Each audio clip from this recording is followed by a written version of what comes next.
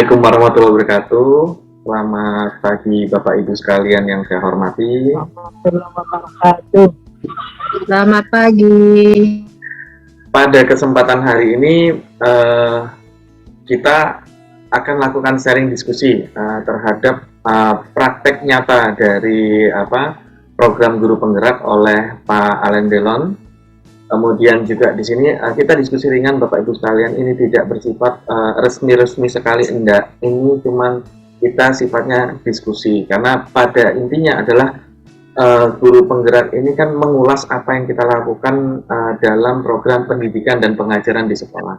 Aktivitas rutin kita diulas kembali dan direalisasikan serta terekam.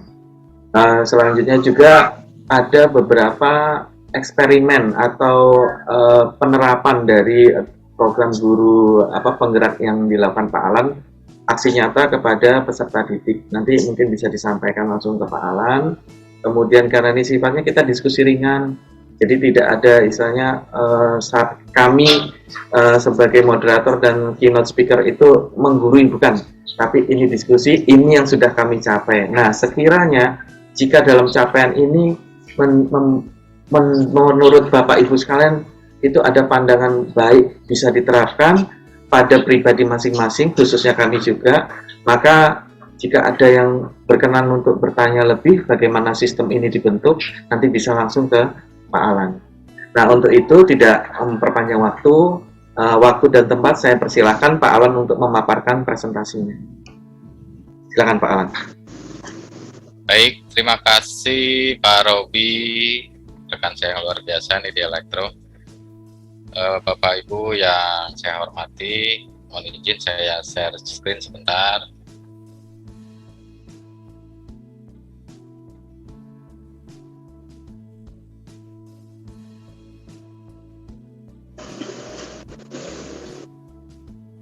Oke.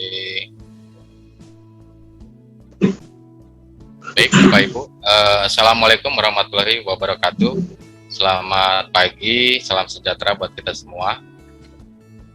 Bapak Ibu yang guru SMKN 1 Kabupaten Tangerang yang saya banggakan, terima kasih kehadirannya dalam webinar ini yang telah berkenan meluangkan waktunya di sela-sela libur keluarga. Saya mengucapkan terima kasih sekali. Mudah-mudahan kegiatan ini dapat bermanfaat bagi kita semua sebagai guru untuk meningkatkan kompetensi profesionalisme kita di dalam pembelajaran di kelas atau di sekolah di SMK Negeri 1 Kabupaten Tangerang. Bapak Ibu, ini webinar pertama saya mungkin ya, yang berjudul Menghukum Murid Bolehkah. Judul ini sengaja saya buat agak-agak jadi pertanyaan gitu ya. Tujuannya hanya sebagai pemantik untuk menarik rekan-rekan itu di dalam menghadiri webinar kita. Tujuannya hanya untuk menggugah gitu ya, rasa ingin tahu, dan harapannya memotivasi semangat Bapak Ibu guru dalam mengikuti webinar ini.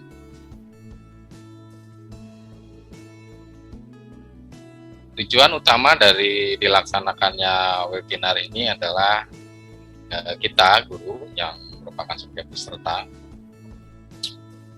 dapat memahami gitu ya disiplin positif dan penerapannya sebagai strategi dalam mewujudkan budaya positif di sekolah.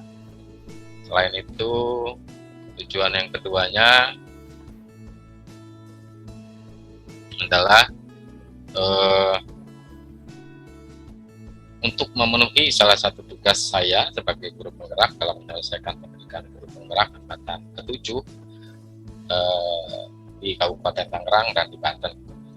Mohon izin Bapak Ibu guru, saya membawakan materi ini sekali lagi bukan untuk menggurui Bapak Ibu guru atau karena saya lebih tahu, tapi lebih sebagai sharing, diskusi, berbagi praktik baik dalam mengajar untuk saling melengkapi tugas dan tanggung jawab kita sebagai guru. Karena saya yakin Bapak Ibu guru lebih berpengalaman dan cukup banyak pengalaman dalam menangani disiplin murid di sekolah sesuai dengan tema kita. Izinkan saya berbagi apa yang saya pelajari dalam pendidikan guru penggerak. khususnya menggunakan materi di webinar ini yang mengangkat temanya ya Bapak Ibu, mengembangkan budaya positif di sekolah kita, yaitu di SMKN 1 Kabupaten Tangerang.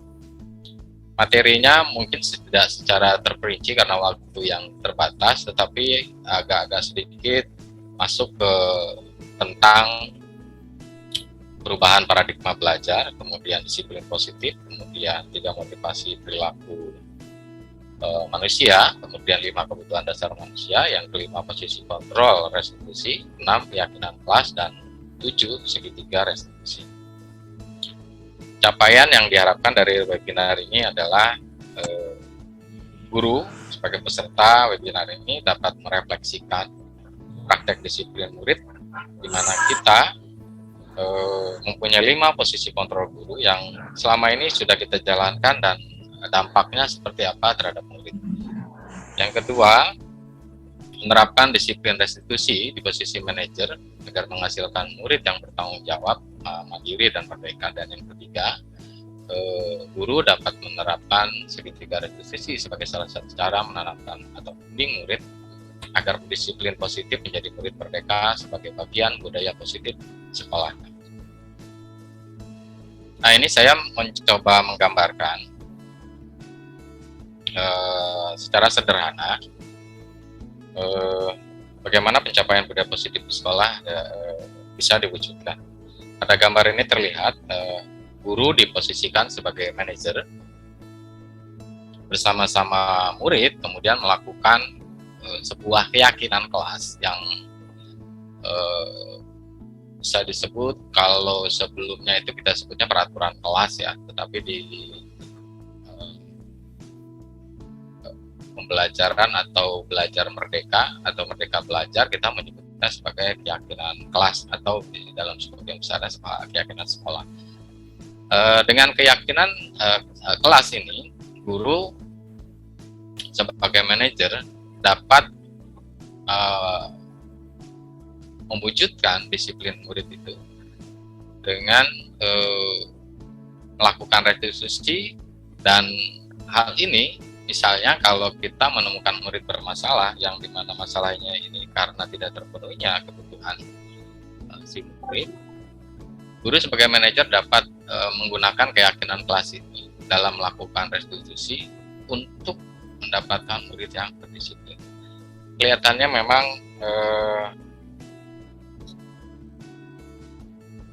sederhana sekali ya. Mungkin jadi bertanya-tanya atau berdapat, masa sih semudah itu gitu melakukannya ya buat anak-anak menjadi disiplin. Jadi Bapak Ibu guru yang saya banggakan, ini hanyalah gambaran saya yang menurut pemikiran saya, dan memang penerapannya tentu saja tidak mudah dan tidak cepat, butuh proses, butuh kesabaran dan keyakinan gitu. Apakah kita yakin gitu? Keyakinan ini tumbuh dalam hal bahwa kita menyadari murid mempunyai kodratnya gitu ya. Sebagai seorang anak atau murid yang kita meyakini tumbuh dan kembangnya nanti akan menjadi seperti apa, akan dipengaruhi oleh, kalau di rumah ya oleh orang tua, dan kalau di sekolah oleh guru. Kemudian sebentar saya akan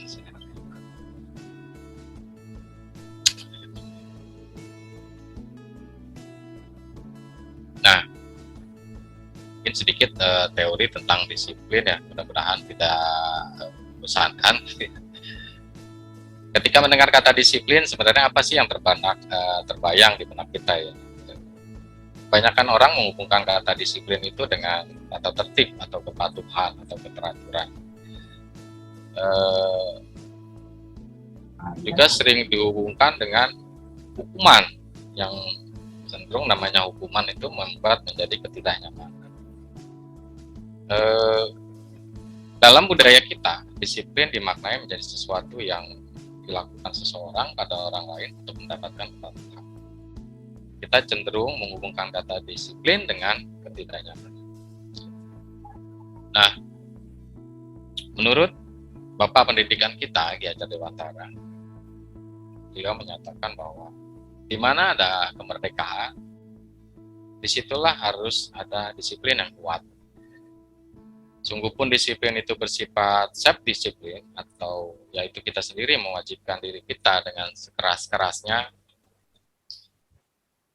tetapi itu sama saja, sebab jika kalau kita tidak cakap melakukan self-disiplin, wajiblah penguasa lain mendisiplinkan diri kita, dan peraturan demikian itulah harus ada di dalam suasana merdeka ini. Pemikiran Ki Hajar Dewantara, sebuah pemikiran konsepsi keteladanan sikap merdeka, cetakan kelima dari buku beliau ya, halaman 407. Kemudian juga ada definisi merdeka yang menurut Ki Hajar Dewantara. Ini Pak Heri Tole nih mestinya paham.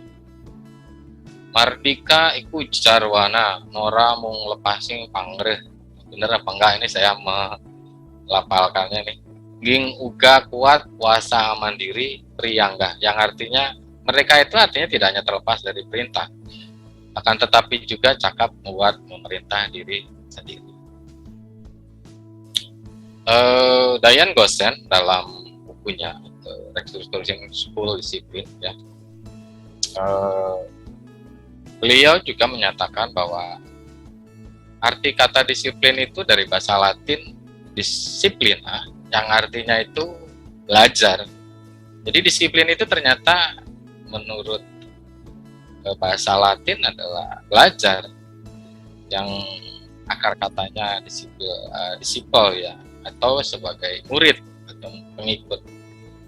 Artinya untuk menjadi seorang murid atau pengikut, seorang harus paham betul mengapa mengikuti aliran atau ajaran tertentu, sehingga motivasi yang terbangun adalah motivasi intrinsik, bukan ekstrinsik atau dari luar.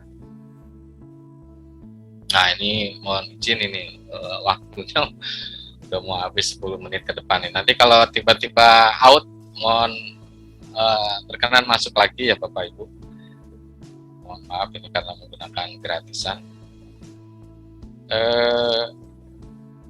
Dengan kata lain, Diane Gossen juga mengatakan begini. Disiplin juga mempelajari bagaimana cara kita mengontrol diri dan bagaimana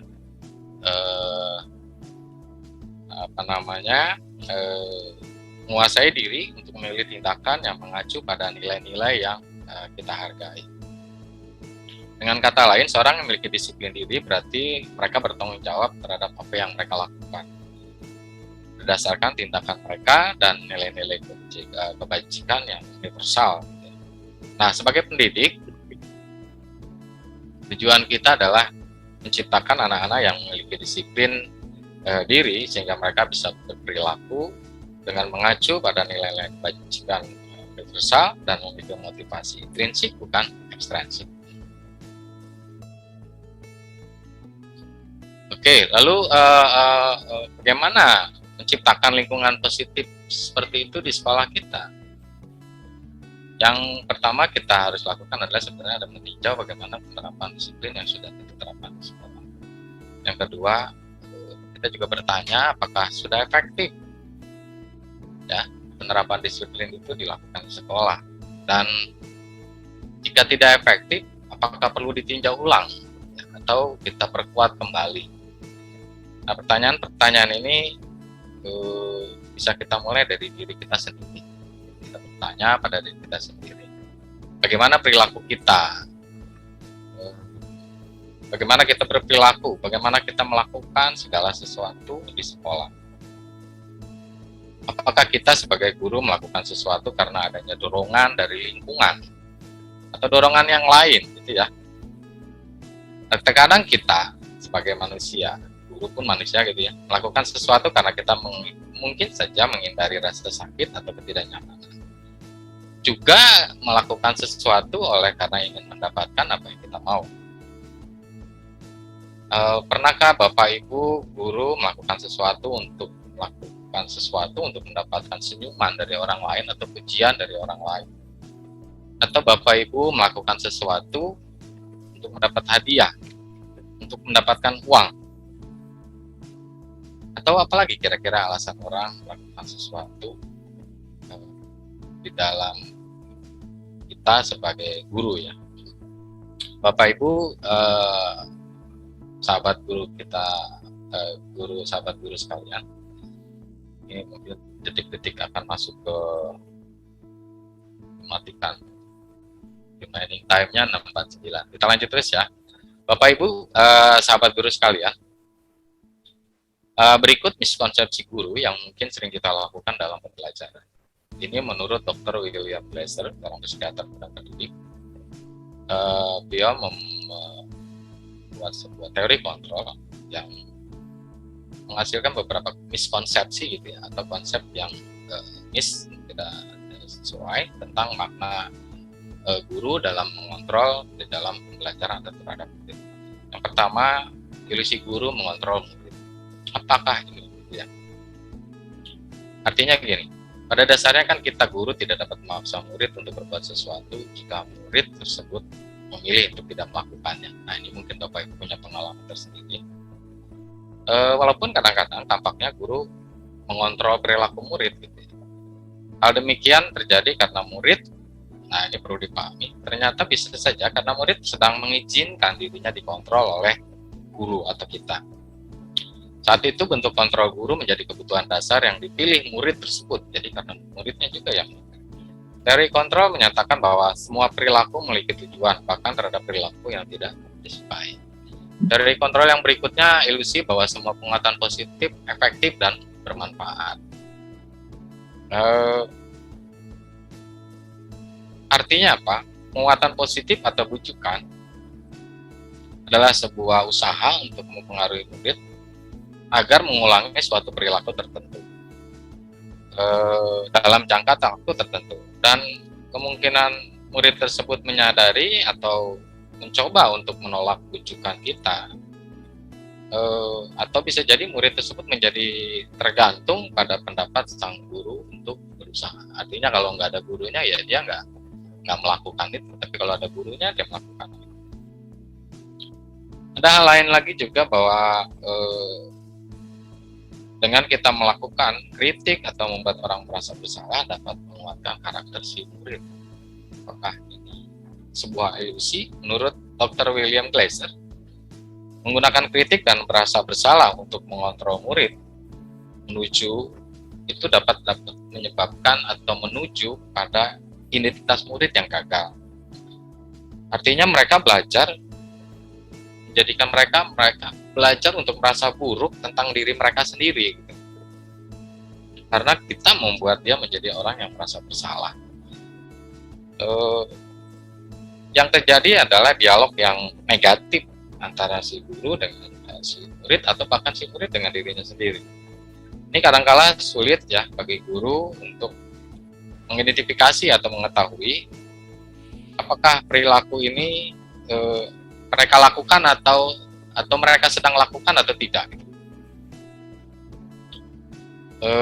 Dan bahkan mungkin dengan suara atau bahasa yang halus gitu ya, atau kalau kita sering menyindir atau apa gitu, yang sebenarnya sedang menyampaikan pesan negatif kepada si murid. Yang terakhir, ilusi bahwa orang dewasa memiliki hak untuk memaksa. Banyak orang dewasa, termasuk kita sebagai percaya bahwa kita memiliki tanggung jawab untuk murid-murid berbuat hal-hal tertentu. Apapun yang dilakukan dapat diterima selama ada sebuah kemajuan berdasarkan sebuah pengukuran kinerja. Pada saat itu pula kita sebagai guru yang sebagai orang dewasa akan menyadari bahwa perilaku memaksa, mungkin Bapak Ibu punya pengalaman dalam itu, ternyata tidak efektif untuk jangka waktu panjang. Untuk jangka pendek mungkin bisa efektif, tetapi untuk jangka panjang ternyata tidak, dan ada kemungkinan juga malah menyebabkan si murid dengan si guru malah timbul hubungan permusuhan yang terbentuk. Bapak Ibu guru sekalian,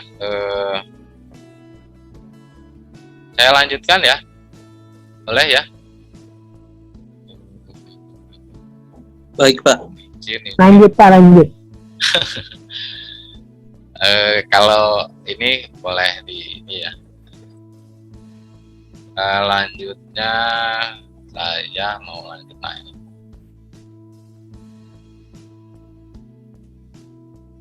bagikan ini. Nah, bagaimana peran guru dalam menciptakan budaya positif di sekolah?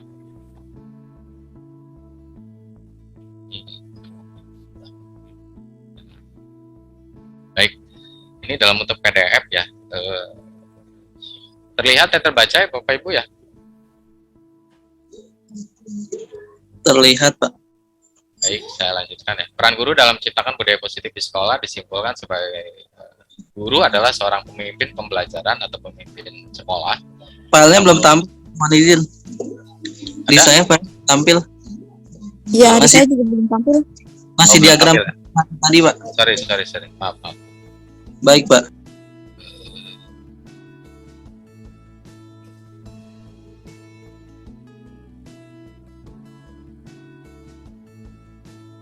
Ini sudah? Sudah, Pak. Baik. Lalu bagaimana peran guru dalam menciptakan budaya positif di sekolah? Disimpulkan saja langsung ya bahwa seorang guru itu adalah seorang pemimpin pembelajaran. Yang menuntun murid belajar sesuai kodratnya menuju kebahagiaan sesuai filosofi KHD yang menjalankan peran sebagai seorang guru, memotivasi dan meyakini dan menerapkan visi tersebut sehingga tercipta budaya positif. Ini saya lanjutkan. Budaya positif di sekolah dapat diterapkan dengan menjalankan konsep-konsep antara lain disiplin positif, motivasi perilaku manusia, posisi kontrol retribusi, keyakinan kelas, dan segitiga retribusi. Ini kemudian, nah ini disiplin positif itu apa? Seorang guru harus menciptakan anak-anak yang memiliki disiplin diri, yaitu anak yang berperilaku dengan mengacu pada nilai-nilai kebajikan universal, yang memiliki motivasi dari dalam dirinya sendiri, yaitu bertanggung jawab, motivasi perilaku manusia, anak ataupun murid ya, melakukan segala sesuatu ternyata ada motivasinya gitu ya. Salah satunya adalah atau beberapa hal yang bisa dipahami. Yang pertama untuk menghindari hukuman gitu ya. Jadi nggak mau dihukum. Jadi dia melakukan perintah itu atau peraturan itu karena takut dihukum gitu ya. Yang kedua karena ingin mendapatkan hadiah atau imbalan gitu ya, atau penghargaan dari orang lain. Bisa juga karena mereka ingin mendapatkan penghargaan gitu ya atas dirinya sendiri, atau dia menghargai dirinya sendiri dengan nilai-nilai keyakinannya. Nah, Bapak Ibu guru dengan mengetahui sebab motivasi guru, maka kita diharapkan dapat membedakan mana yang menjadi motivasi internal si murid maupun eksternal dari si murid. Artinya jika penyebab eksternal, maka guru dapat mengarahkan atau menguatkannya menjadi motivasi internal yang dampaknya lebih baik dan berjangka panjang. Nah, ini 5 posisi kontrol guru yang menurut Diane Gosen yang mungkin Bapak Ibu bisa melakukan refleksi ya, ada di mana saya selama ini gitu ya.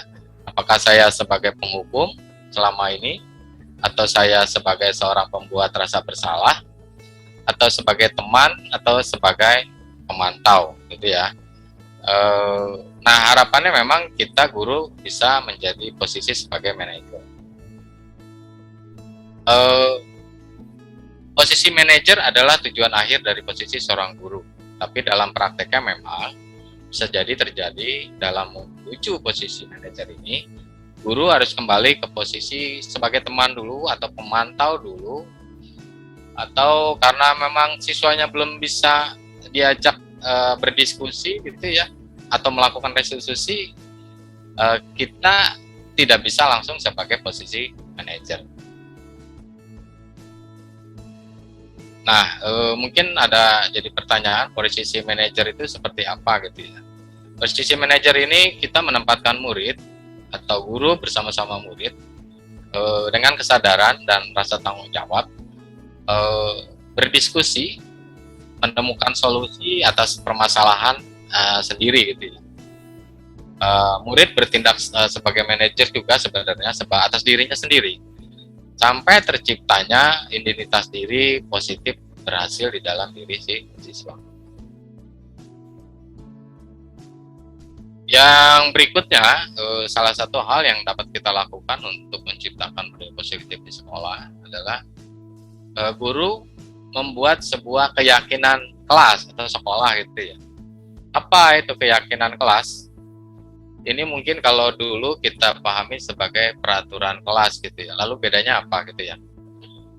Untuk keyakinan kelas atau keyakinan sekolah, ini adalah nilai-nilai yang diyakini secara internal atau dalam hati atau dalam diri murid sendiri, yang maknanya dipahami dengan baik bagi diri sisi murid sendiri, dan itu memang berguna untuk keselamatan dan kebahagiaannya si murid sendiri.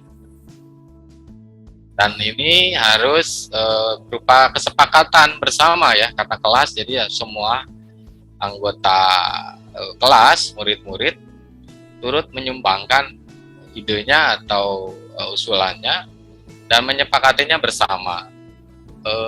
Nanti prakteknya akan banyak sekali kalimat-kalimat yang diinginkan oleh si murid. Nah, kita nanti guru dapat menyederhanakan atau menggabungkan ide-ide atau apa yang diinginkan oleh si murid ke dalam yang sama-sama itu kita gabungkan menjadi satu, kemudian kita sederhanakan menjadi kalimat yang pendek, yang mudah ya pahami, dan kemudian dicetak dan ditempelkan di kelas tersebut ya. Dan ini menjadi landasan atau dapat dijalankan di kelas ini. Saya sudah menerapkannya di kelas-kelas T1 dan ini masih berproses dan memang ternyata tidak mudah dan masih berproses terus. Nah, yang berikutnya adalah ini mungkin materi terakhir, ya bukan ya, masih ada satu lagi.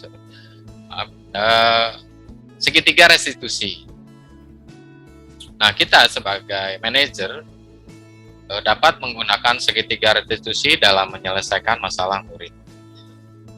Ada 3. Yang pertama adalah menstabilkan emosi atau kondisi si murid. Yang kedua, melakukan validasi bahwa si murid menyadari kesalahannya gitu ya. Yang ketiga, melakukan pertanyaan kembali, meyakinkan bahwa memang siswa memahami solusi dan menyadari bahwa itu adalah sebuah kebutuhan dari dirinya.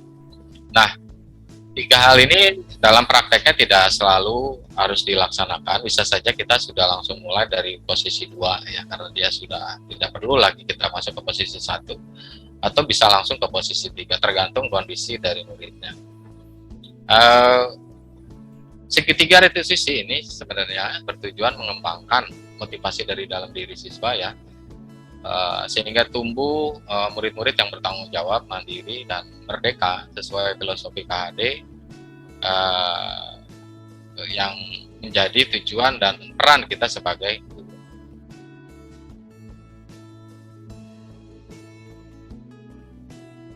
Bentar, Bapak Ibu, ini yang terakhir,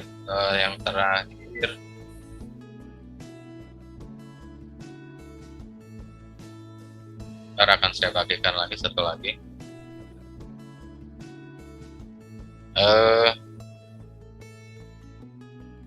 Ya, lanjutkan sedikit. Ini sudah. Nah, sedikit ada apa ya saya sebutnya ini.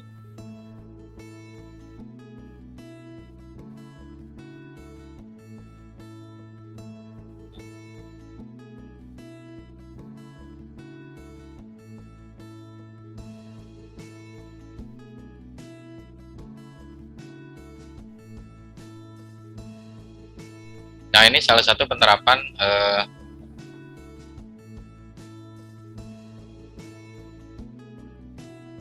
dalam penanganan ini ya, siswa bermasalah ya,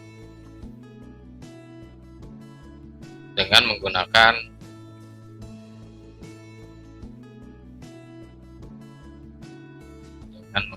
segitiga restitusi.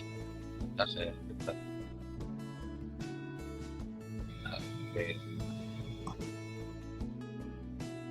Nah, ini salah satu contoh penanganan praktek penanganan siswa bermasalah ya dengan menggunakan restitusi. Jadi mohon izin, ini ada musiknya ya karena bekas ini. Jadi 3 tahapan restitusi yang tadi saya bahas itu, kemudian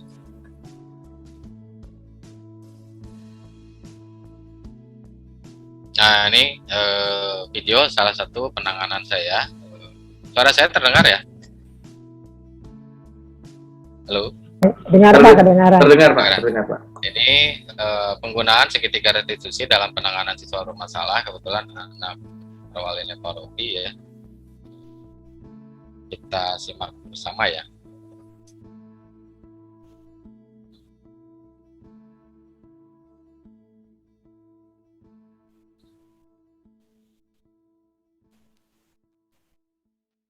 Suaranya nggak keluar Pak. Suaranya nggak keluar? Iya. Caranya supaya keluar. Video Bapak yang dibesarkan. Volume kontrolnya itu coba. Ini sudah 100. Oh. Karena saya menggunakan ini ya. Kalau enggak Bapak sambil jelaskan aja Pak apa yang Bapak lakukan seperti itu. Oh iya, boleh. Ya, posisi ini si murid terlambat masuk sekolah ya. Nah, ini yang saya lakukan adalah menyapanya, kemudian menanyakan kabarnya, kemudian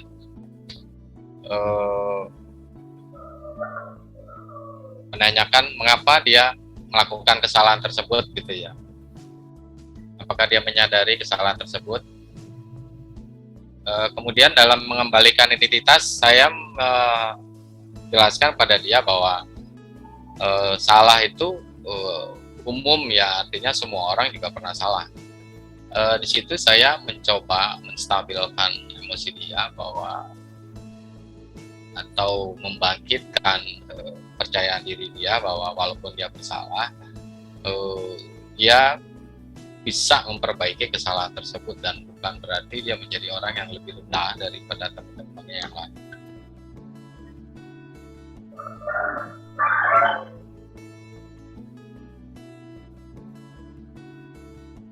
Nah, video berikutnya ini menjelaskan bagaimana saya menanyakan ke si murid tersebut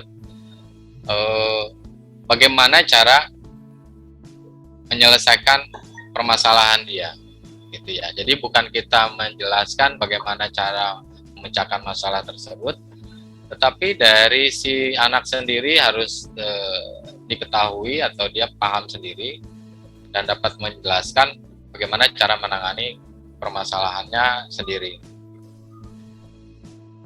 Kemudian di sini juga kita mengingatkan kepada si murid bahwa dalam kelas pernah dibuat keyakinan kelas gitu ya, dan mengingatkan dia apa sih keyakinan kelas yang pernah dibuat tersebut yang berkaitan dengan kesalahan atau masalah dia di dalam terlambat masuk sekolah. Di sini keyakinan kelasnya adalah dalam hal komitmen ya. Nah, dia menyadari bahwa dia tidak berkomitmen terhadap keyakinan kelas tersebut.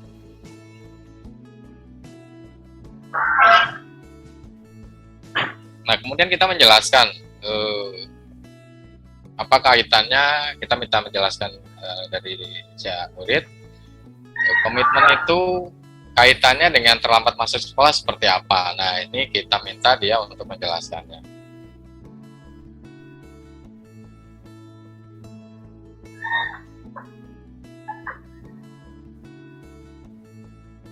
Nah, kemudian kita menanyakan solusinya ya, seperti tadi yang saya sudah sebutkan.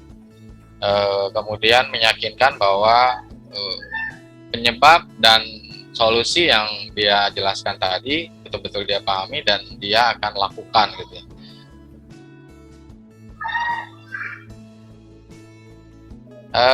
Dari kasus satu tadi mengenai terlambat masuk sekolah, ini sebenarnya kalau boleh kita angkat kasus ya Pak Robi ya.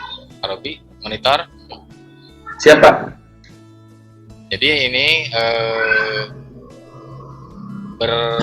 sudah berlangsung dari kelas 10 ya, dan kemudian berlangsung lagi di kelas 11 dan di kelas 12 juga terulang lagi, dan dia tetap naik kelas karena dia sudah melakukan apa yang menjadi syarat untuk naik kelas, yaitu melakukan remedial. Dan kelemahannya memang kekurangannya dia melakukan itu lagi dan punya keyakinan kalau dia remedial tinggal dikerjakan dan selesai, maka dia akan lulus dan naik kelas. Itu yang ini proses sudah saya jalankan terhadap si murid. Apakah langsung berubah? Ternyata tidak, Bapak Ibu sekalian. Dia masih melakukannya lagi, kemudian saya panggil yang kedua, saya tanyakan kembali.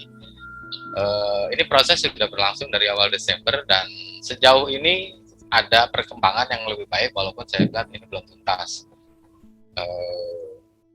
Di minggu-minggu Januari ini, minggu pertama, kedua, ketiga berjalan dengan baik, cuma kemarin agak bermasalah karena sakit. Dan ini masih berjalan terus dipantau, jadi memang butuh waktu, butuh kesabaran dari kita, tapi paling tidak sudah ada perubahan lah, paling tidak dari pandangan wali kelas yang saya turut bantu dalam penanganannya. Nah, ini kasus kedua, terlambat mengumpulkan tugas. Sebenarnya ini kasusnya hampir-hampir mirip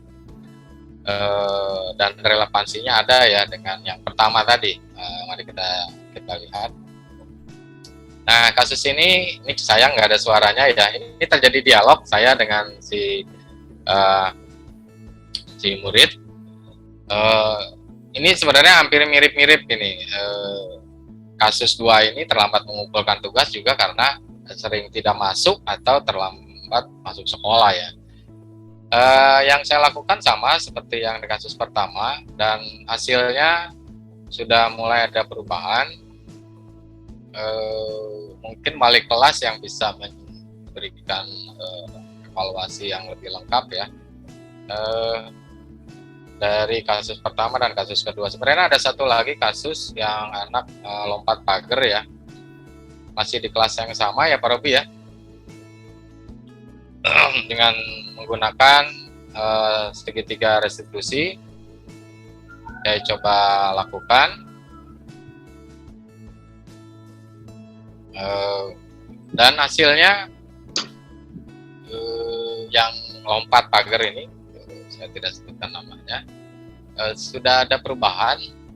Saya tidak menghukum dari ketiga dan keempat ini, yang saya tangani, saya tidak melakukan. Dan memang waktu di awal-awal saya melakukan metode ini agak-agak ganjil ya, maksudnya enak amat gitu ya jadi murid.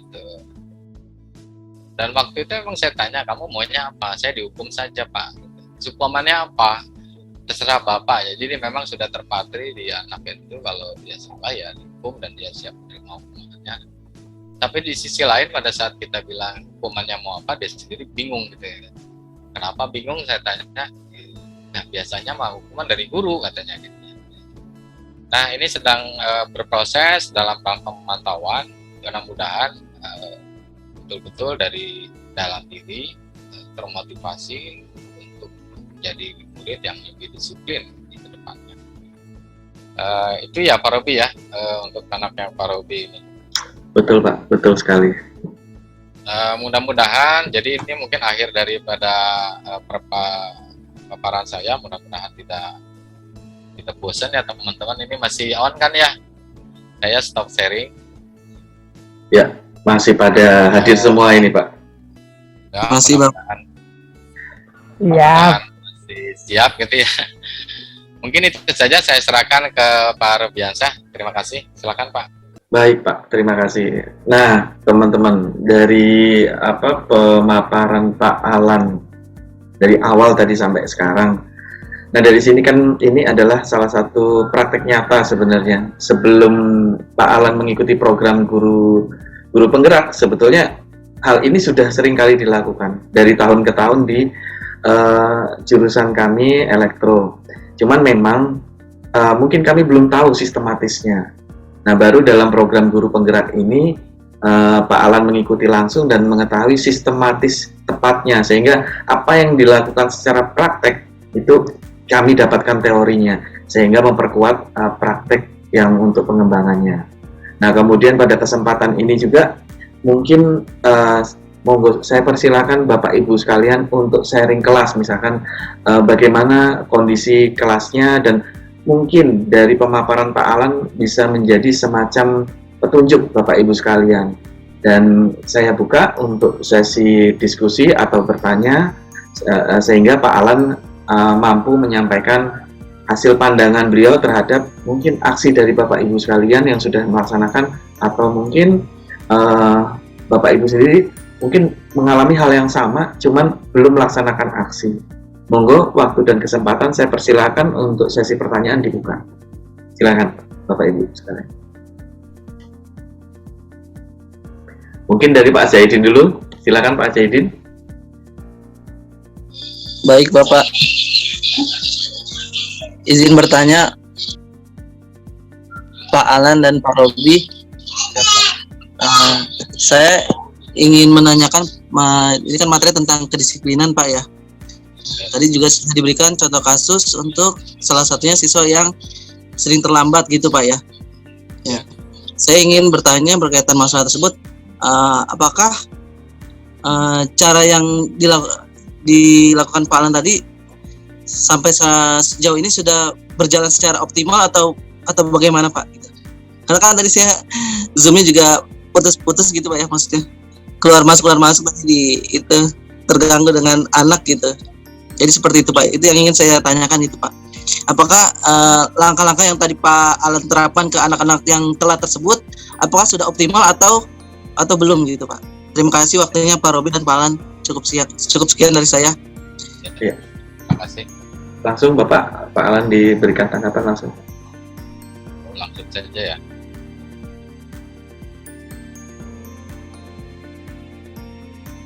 Baik Pak Jayadin ya.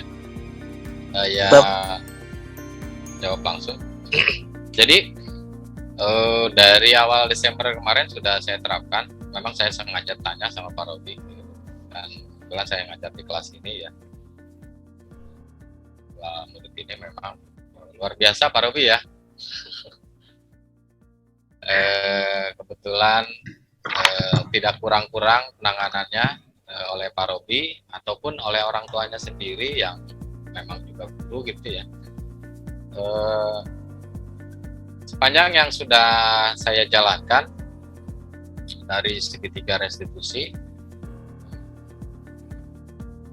itu sudah berjalan dengan baik kalau menurut saya. Sudah berjalan dengan baik. Setiap tahapan dilakukan, stabilkan identitas, meyakinkan dan sebagainya sudah dilakukan. Cuman memang kembali bahwa ini perlu proses untuk anak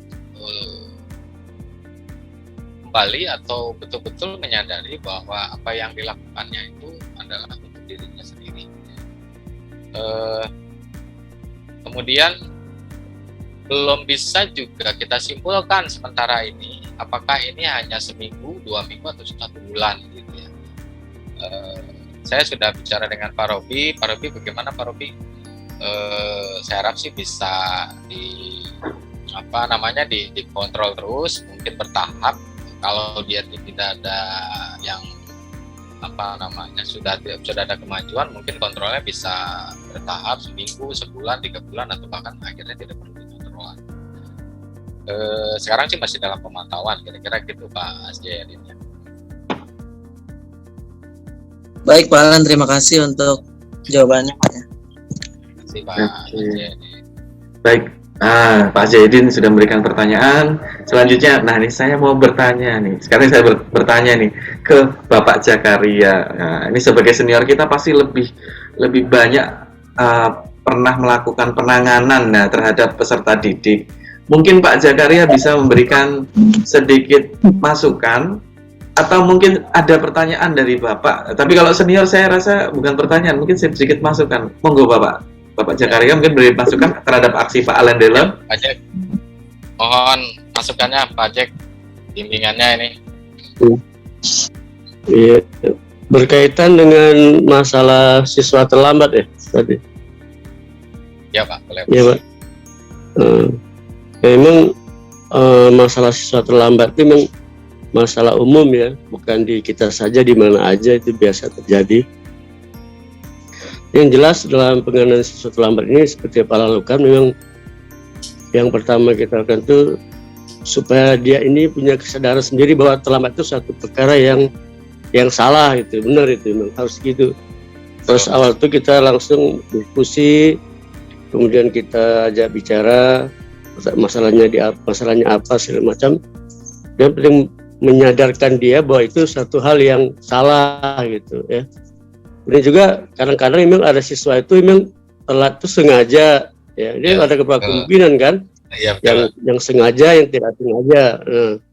Nah kalau umum siswa yang tidak sengaja itu biasa dengan hal seperti itu pasti dia akan tidak mengulang lagi, biasa itu dia sadar gitu, berusaha untuk tidak lagi mengulang gitu. Nah bagi siswa yang sengaja yang terlambat ini perlu mungkin ada satu ya tindak lanjut gitu, seperti misalnya kita kasih suatu batasan sampai kapan kamu bisa seperti ini, terus apa mungkin tindakan kalau dia masih mengulang, itu penting itu. Karena kalau siswa yang sengaja itu ya kadang menguji kita juga ya, kita ini dalam hal ini apa benar-benar ingin mengatasi masalah siswa terlambat atau hanya sebagai halus saja. Itu penting diarahkan saya, bahasa saya itu ya punishment lah, peringatan untuk kalau dia masih mengulang. Mungkin saya yang lagi ada kegiatan lain nih, lagi banyak mengikuti. Terima kasih. Terima kasih Pak Cek. Nah untuk selanjutnya kira-kira mungkin dari Pak Cecep. Nah ini langsung saya tembakin aja nih satu-satu memberi pertanyaan. Pak Cecep, monggo silakan. Terima kasih Pak Robi. Ini mengenai apa istilahnya kedisiplinan. Tapi saya mau tanya dulu, ini saya tadi tidak lengkap mengenai segitiga restitusi. Ini maksudnya ada segitiga kan 3 sudut, apa pengertiannya ada 3 pihak atau bagaimana ini ya? Ini saya tadi kurang mengikuti. Mohon penjelasan itu. Terus keduanya, ini apa mirip seperti coaching gitu ya?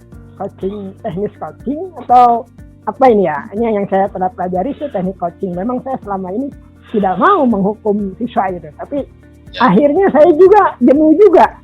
Udah kita deketin ini, tapi dia kadang-kadang tidak juga berterus terang atau apa, tidak tergali gitu. Apa saya kurang nih ilmu saya coachingnya gitu, saya pikir. Itu Pak Alan coba di ya, konfirmasi. Terima kasih.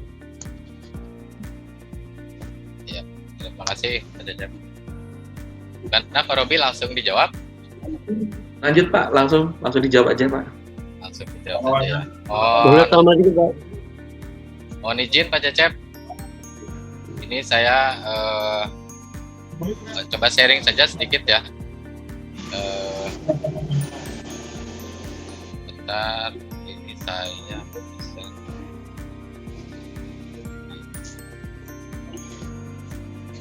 Nah ini segitiganya ini Pak Cecep.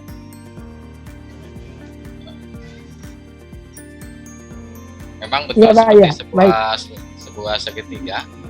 Yang pertama menstabilkan identitas, kemudian validasi tindakan yang salah, kemudian menanyakan keyakinan. Memang mirip-mirip coaching Pak. Kita tidak lebih cenderung ini ya, lebih cenderung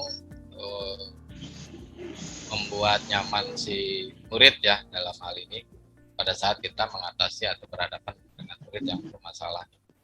Nah, Pak Cecep ya nih, kalau boleh saya share, jadi segitiga ini pun sebenarnya tidak selalu harus kita lakukan semuanya ya pada semua siswa ya. Jadi tergantung. Kalau si muridnya sudah stabil identitasnya ya kita tidak perlu, hanya kita langsung saja melakukan validasi tindakan saja atau menanyakan keyakinan yang kemarin dibuat. Nah biasanya kan begini, yang kita temui adalah si anak melakukan kesalahan yang sama berulang kali gitu. Betul Pak Cecep ya? Iya Pak, iya. Nah jadi saya boleh share sedikit di sini.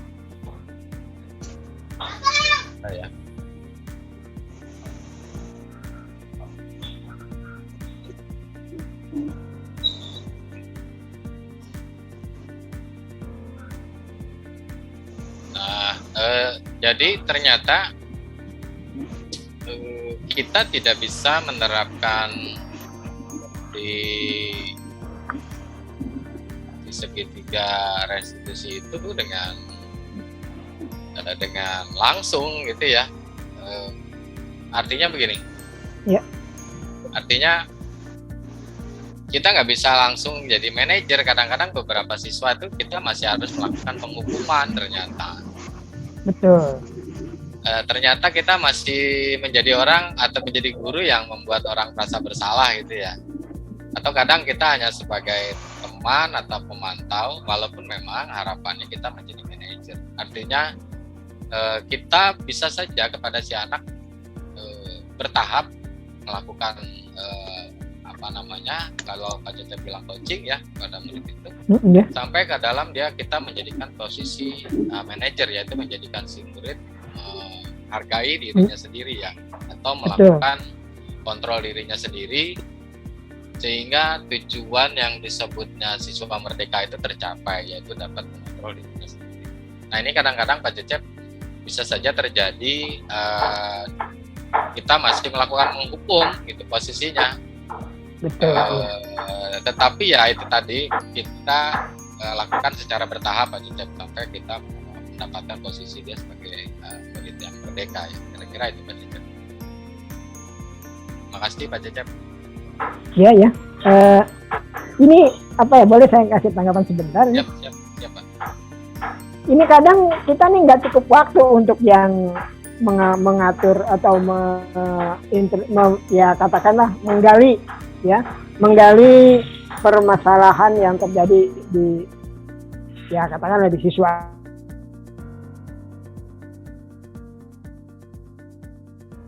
Suaranya hilang ya Pak Cecep.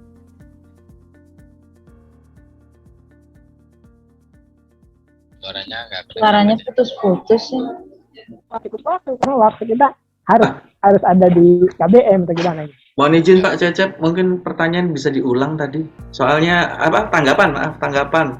Soalnya terputus-putus tadi. Baik, mohon maaf. Ini kadang kita nggak cukup waktu ya untuk menganalisis dari permasalahan seorang siswa atau lebih ya, karena adanya tugas-tugas kita yang memang waktunya berjalan gitu. Nah ini apa nanti kita serahkan kepada satu koordinator di sekolah, misalnya BP atau BK atau wali kelas ini, sehingga emang ada aturan-aturan ya udah kalau ada masalah atau apa, coba nanti ada tugas BP, ada tugas wali kelas gitu. Ini bagaimana juga ini Pak? Terima kasih ya. Baik Pak Cecep, Pak Robi saya jawab langsung ya. Ini saya lihat waktunya tinggal 3 menit 37. Langsung. Silakan Pak. Jadi pertanyaan terakhir kita ya. Mohon izin teman-teman kalau masih ada yang bertanya mungkin di lain waktu. Nanti habis ini closing aja ya berarti ya Pak Robi. Baik Bapak Ibu, terima kasih Pak Cecep. Jadi memang itulah kendala yang kita hadapi. Memang peran besarnya ada di wali kelas Pak. Nah, apa artinya? Wali kelas di awal itu memang harusnya, saya sebut harusnya saja, dari awal kelas 10 sudah melakukan penggalian potensi dan ini saya sharing sedikit di gambar. Kebutuhan belajar dan perkembangannya dari si murid gitu ya.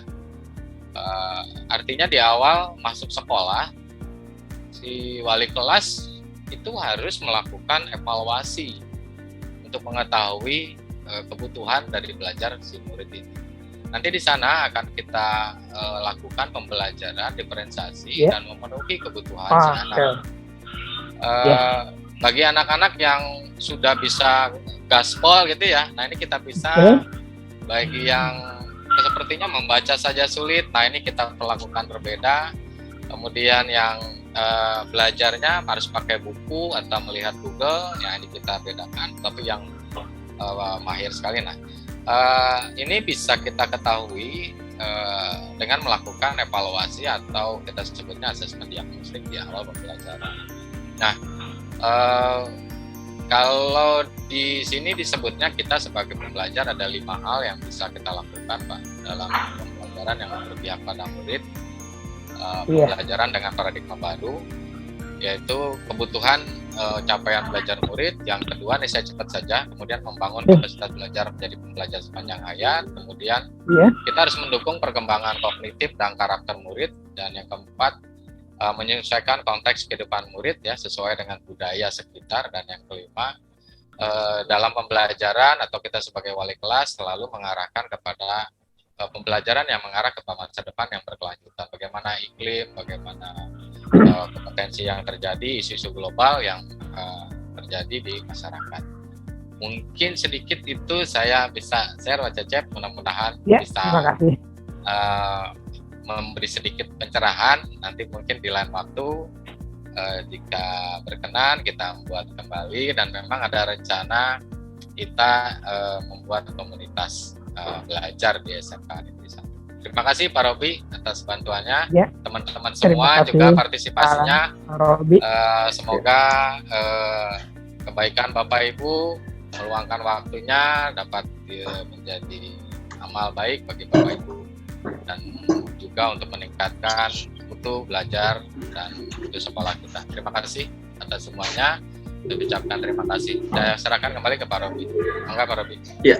Jadi hasil pembahasan kita untuk webinar sederhana kami, forum diskusi ini, mohon maaf jika ada pemaparan kami yang kurang sesuai, mohon koreksinya Bapak Ibu sekalian di luar dari webinar ini, bisa melalui media WhatsApp grup sekolah kita. Jadi pengembangan untuk diri kami pribadi khususnya dan manfaat buat kita bersama dalam dalam menggerakkan peserta didik kita untuk menerapkan kedisiplinan yang terus berkelanjutan. Demikian dari hasil webinar kami. Alhamdulillah, kita ucapkan alhamdulillah. Terima kasih atas waktunya. Bahwa kegiatan hari ini juga dihadiri para senior-senior kami seperti Bapak Jakaria, Ibu Rini, dan rekan kerja kita Pak Zaidi, dan lain-lainnya yang saat ini mungkin belum bisa masuk karena kendala waktu kami yang berbatas. Oke, gitu aja. Terima kasih Bapak Ibu sekalian. Wassalamualaikum warahmatullahi wabarakatuh. Selamat siang. Waalaikumsalam warahmatullahi Terima kasih Pak Jai, Pak Jai, Bu Rini, dan teman-teman. wabarakatuh. Ya, sama-sama.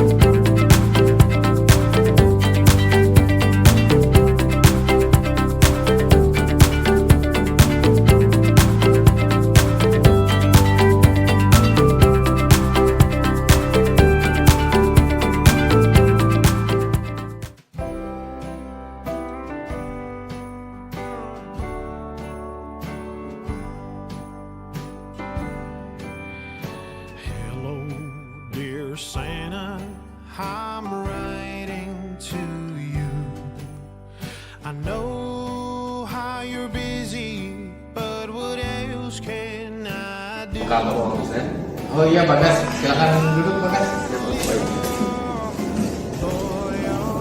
Gimana kabarnya Bagas? Alhamdulillah baik. Baik. Bagas kira-kira tahu kenapa saya panggil? Tahu Pak? Kenapa? Karena datang terlambat. Ya, kalau boleh tanya nih, kira-kira kenapa Pak Gajar? Karena tidur kemalaman. Kenapa tidak kemalaman? Karena main game. Kira-kira menurut kamu salah ya? Salah Pak. Tapi tidak apa-apa. Nggak apa-apa, bukannya maksudnya boleh dilakukan lagi ya. Maksudnya manusia itu boleh salah. Saya juga suka terlambat, kan juga sih pernah terlambat gitu ya. Tapi satu hal, kalau saya melakukan kesalahan terlambat, saya berjanji atau saya belajar supaya tidak terlambat, misalnya waktu berangkat, waktu tidur, dan segala macam. Oke,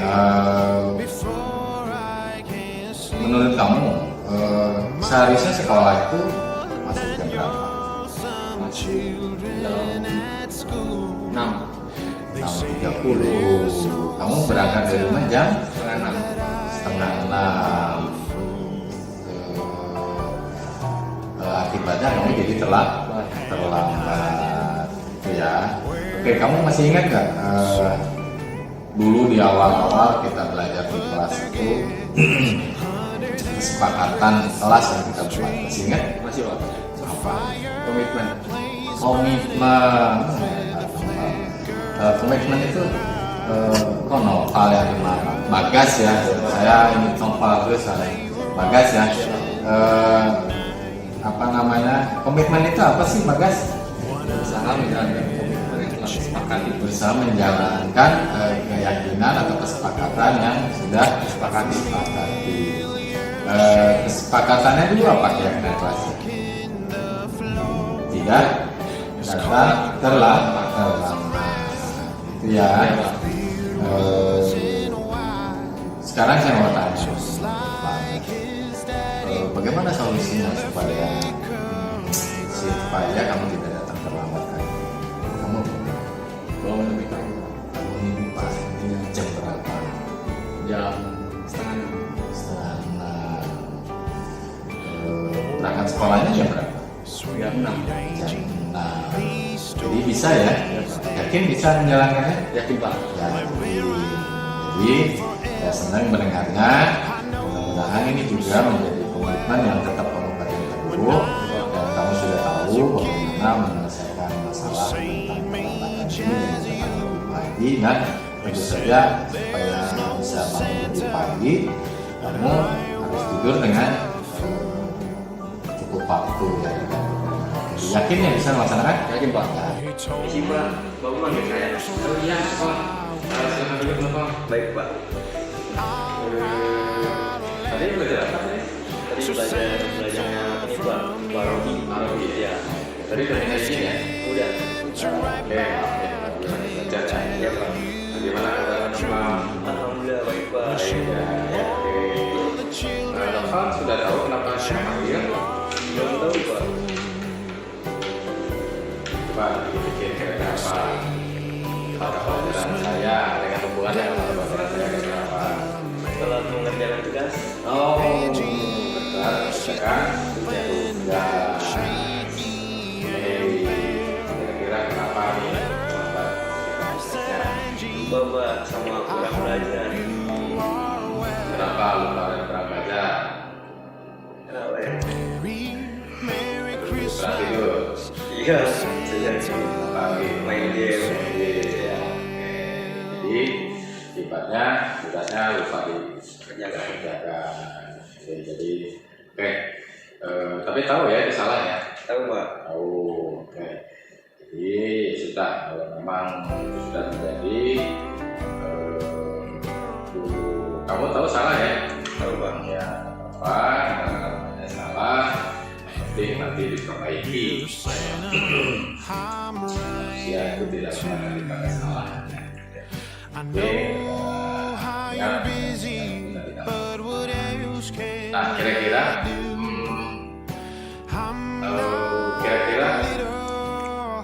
peraturan apa yang kamu melanggar?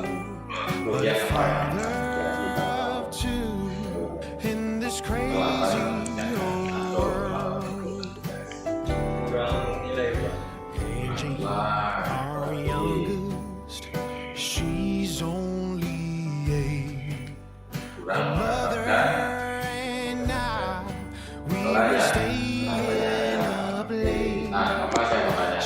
Waktu pertama kita belajar, saya kan kita membuat kesepakatan kelas ya. Nah, kira-kira kesepakatan kelas atau keyakinan kelas apa yang telah dilakukan?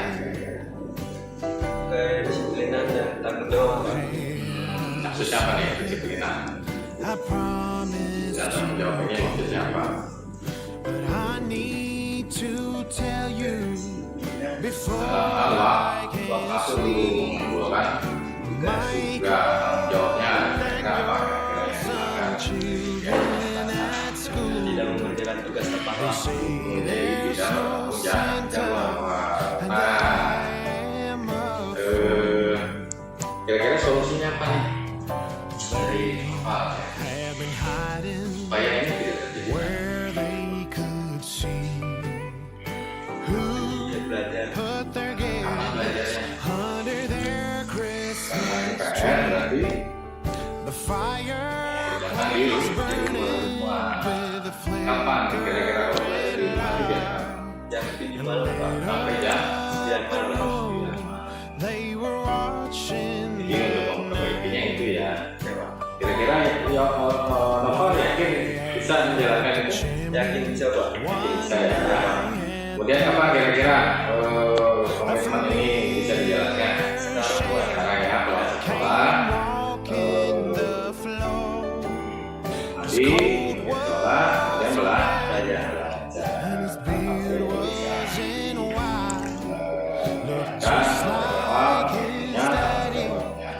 Mungkin itu saja dari saya.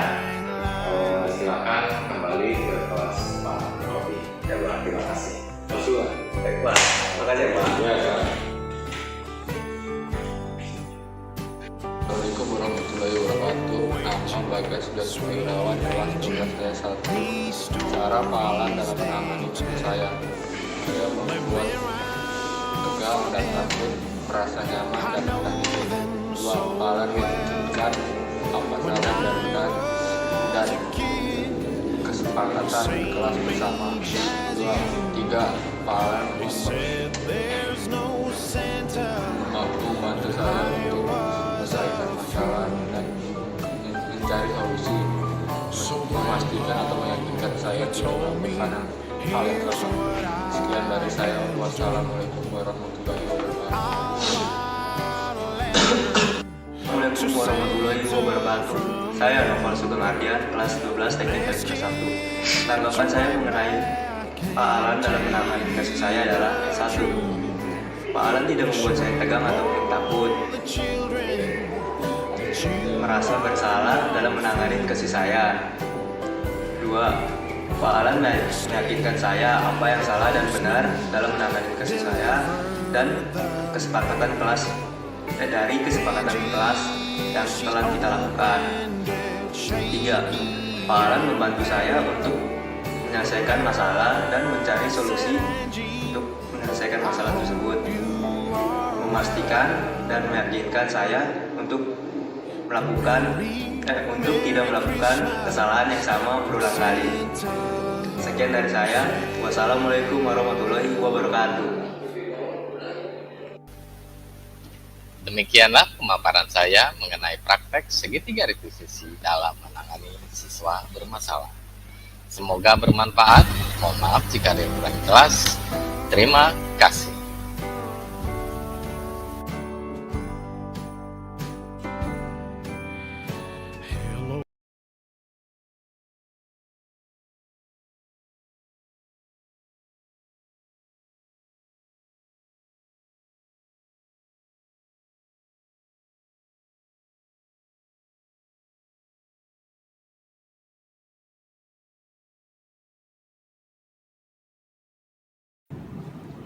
Assalamualaikum warahmatullahi wabarakatuh.